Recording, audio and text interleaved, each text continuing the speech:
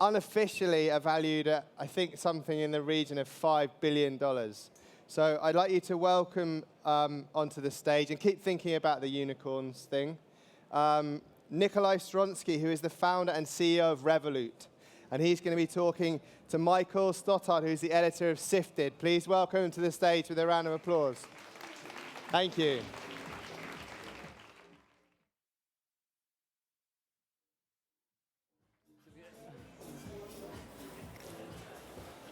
So, thank you, everybody. It is Revolut's 4th birthday today, or rather, just the other day. So, you know, woo! Little candle, little cake for Revolut. As we were saying, I mean, just to get a few numbers on Revolut, because it ties into my first question. But Revolut, 6 million customers, up from 1.5 million a year ago. Is adding about 16,000 accounts a day. It's about 4 million a year. It has 12,000 employees, 1,200 employees, compared to 400 a year ago. It's been basically an extraordinary, if occasionally tumultuous, but an extraordinary year for Revolut. Could you maybe, there are a lot of startup people in the audience who will want to be in your position of scaling, finding a product that can scale at such a kind of extraordinary rate. Could you maybe start with just like a few words of wisdom, a few tips for anyone that finds themselves in your position? You know, looking back, what have you learned last year? I mean, the reality is there are so many tips that I learned. I'm not sure we'll have enough time to discuss it. But I think top 3 things. Always hire great people, right? It's extremely important. I think 90% of your success is hiring great people around you. Number 2, I think you need to be both extremely hardcore and extremely flexible, right? So being very ruthless on execution, and also being very flexible if things don't work out. Changing direction all the time if things don't work out. And I think number 3. If it is tough, believe that there is another day, right? Yeah, so that's in short. So the next big moment for Revolut is going to be, I believe, a move into the US. Monzo and N26 have already made announcements in the last couple of weeks. You've talked a little bit about it coming soon. I see you have a job ad up for the US CEO. You get free dinners, I read. So anyone who wants some free dinner can... So yeah, if you're a CEO, I don't know you want free dinner. So can you tell us a little bit about what your plans are for the US, where you think the opportunities are for the US, the challenges as well? What's going on? So our mission is to build the world's first truly global bank, and the US is obviously a huge country.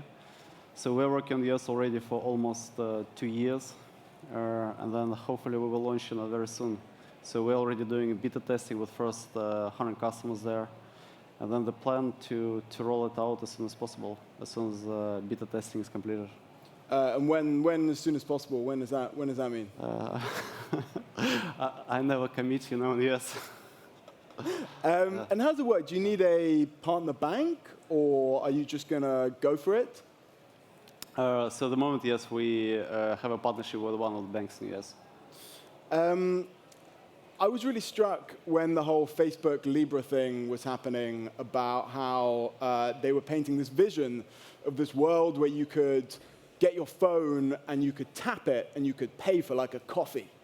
And this was seen as like a big innovation. And it really made me think of how much further ahead Europe is when it comes to innovation in the financial sector.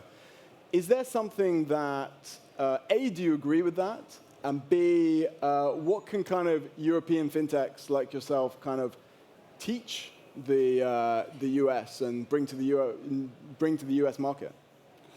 Well, I think idea overall great. I remember I was reading about it and then, oh shit, we should join as well this association. But then the next day, obviously, There was some Congress hearing, and I kind of back down a bit. But generally, I think idea is great. In terms of what kind of lessons US companies can learn from European fintechs, to be honest, I think we are more advanced. We are like 3-4 years more advanced compared to US companies in terms of products, in terms of regulation, in terms of size. So I think US companies should learn from Europe. Europe should learn from China.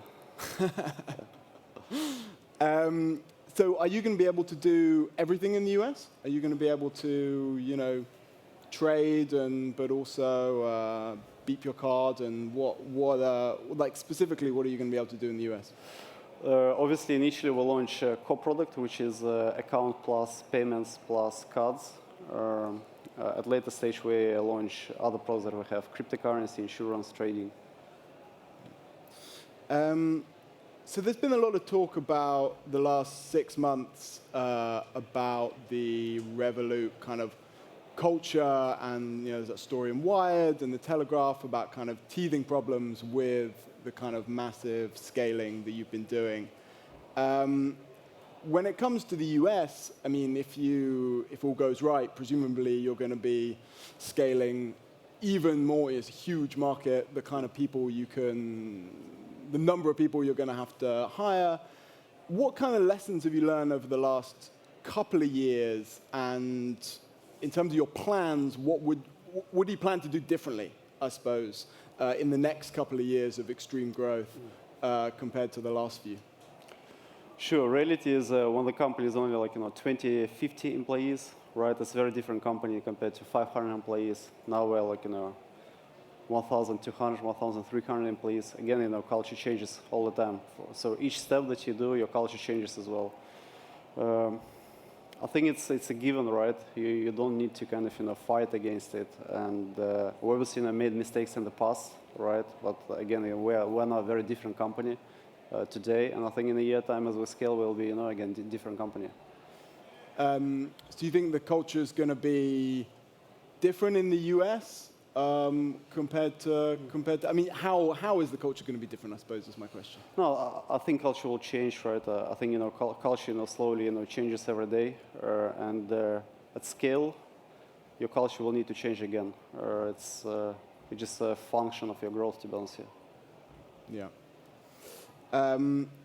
And when it comes to the Australian market, is that again going to be a big kind of area of growth? I mean, do you plan on hiring vast numbers of people? Yeah, so I think now we onboarded 20,000 Australian customers, so they are in beta. So the reason why we're going to all these markets, so we want to enable instant money transfers between these countries. So if a person in Australia have a Revolut account, and then they can easily send money to a person in the US, have a Revolut account, instantly, not free, and then in the UK. So the whole kind of money remittance markets, becomes useless, right? Because you can have a Revolut account and send money to anyone in any other country instantly and for free. Yeah. There's always this tension in all business, really, about becoming incredibly specialized in one area, and that being your kind of market advantage, or becoming this kind of full stack service where you do absolutely everything. And often when you look at business trends throughout the 20th century, these things comes in waves, right? You get Warner Brothers comes and does all music, and from production right to the sale, but then you get Apple Music will come along and will just sell you one song for 99p and the whole thing unbundles. And you see it go in waves. Where do you think we are? You're obviously kind of making a play to be a sort of full stack bank that does you everything with insurance. You can trade crypto. You can just have a regular current account. Where do you think we are in that cycle? And is that ever a concern to you that you actually should be just hyper-focused on one thing? For me, building one product was almost boring, right? And that's why I kind of prefer having multiple product lines, because then you can innovate in many things. Otherwise, if you just innovate in one thing, with time it becomes very boring. That's my personal attitude. And I think in terms of customers, I think it makes sense to have many products on one platform. It's just simpler, and also much more cost efficient in terms of running the company. Instead of having 10 HR departments, 10 recruitment departments, 10 development centers, right? For 10 products, you have just one each, right? And then for 10 products, it's much more cost efficient as well, provided you can utilize efficiencies of scale. And also, cross-selling becomes much easier, right? Because if you have a customer using current account, then you can cross-sell crypto, insurance, investments, and so on. But do you feel you might end up losing the kind of essence of what it is to be a challenger bank when you try and do everything? I mean, the problem with the traditional banks is that they do everything, and they get massive, and they get sluggish, and that's what you're trying to disrupt. Is there a worry that in 5 years' time you become the very thing you hated? I mean, I'm sure if there will be this problem in the future, we'll solve it again. Yeah. There's also a lot of talk about to what extent the big fintechs the big banks should be worried about challenger banks such as yourselves. Whether you're just taking you get a lot of media and you get a lot of press, and it's all kind of like young kids with ping pong tables, and shorts, but actually the JP Morgans and the Goldmans see it all coming and find the market is changing a bit, and the fintechs will take a little slice. But the truth is that, the big boys, the grown-ups as they see it, are always going to remain dominant.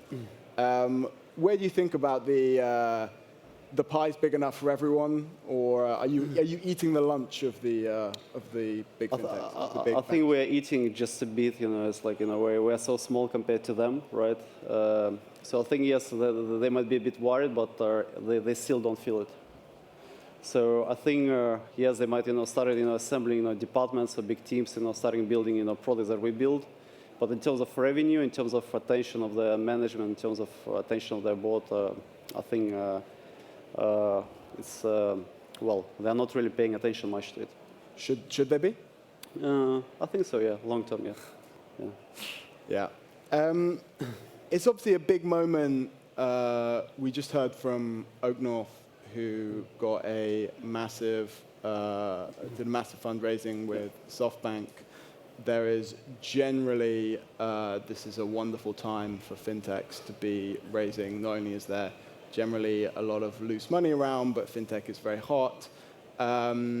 What are your fundraising plans? I believe you've talked in the past about September. What are your fundraising plans?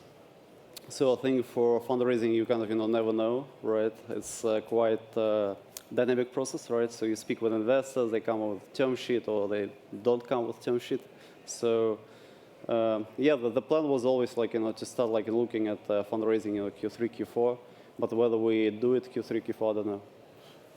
And are you in talks with SoftBank? Have you had initial conversations with SoftBank? I mean, we speak with many big investors. So very vague answer. Yeah. So yes-ish. Fair enough. We were talking about the questions of blitzscaling, but I want to talk a bit about leadership as well, and how you create a team, how you shape a team, and how, I suppose, hands-on you feel you should be with a team. Because there's a school of thought with being a CEO, it's basically hiring the right people and making yourself as insignificant as possible so you can basically do your job on the beach. And if you're doing your job right, everyone's so good and knows exactly what they're doing, you've got a mojito in your hand and you're vaguely on Slack, but it's fine. But there's another school of thought which is, far more hands-on. I was wondering where you kind of see your own leadership style, but also the ideal leadership style, I suppose, for the kind of company you're doing. Well, obviously, I'm very hands-on, right? What is the right, way? I don't think I myself can hire right people, right, or right skill set if I don't know exactly how they do things, right? And I think also there is a huge advantage of being hands-on because you can apply, general knowledge across many areas to some specific area, right? So for example, let me give you an example, right? If you know data science, right, you can apply it to sales or to marketing, much better compare if I would be a specialist just, in marketing or in some other area. So I think it's, for me personally, there is an extremely huge benefit, advantage of being, a specialist in many areas because I'm hands-on, right? But I also know other people who are very successful because they just, somehow manage to hire, great people around them and they're not hands-on. Yeah. There's obviously a lot of talk at the moment as well about cryptocurrencies with the Libra coin, etc.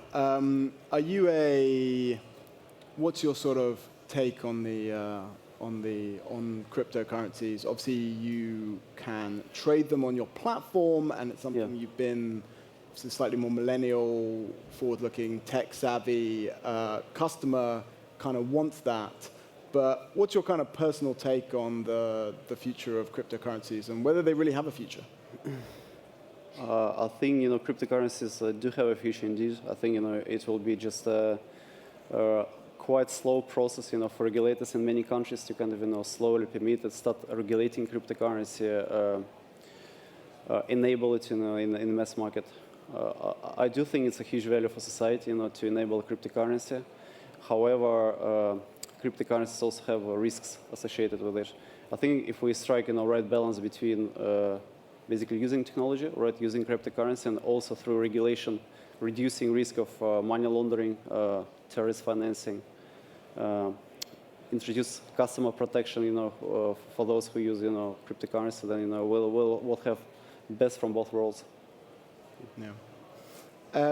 And the other big issue that obviously lots of people are talking about here is Brexit and the effect on the whole kind of tech ecosystem, but specifically the financial one.